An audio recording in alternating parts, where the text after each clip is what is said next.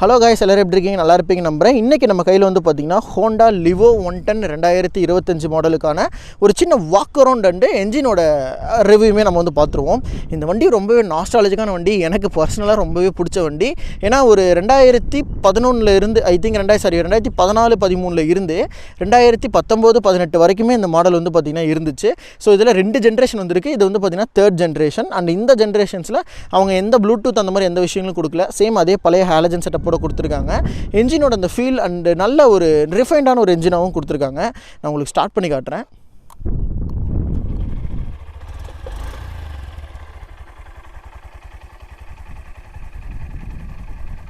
இன்ஜினில் சுத்தமாக சவுண்டே இல்லை, ரொம்பவே சாஃப்டாக இருக்குது. அப்படியே எக்ஸாஸ்ட்டில் வந்து கேட்டு பார்ப்போம்.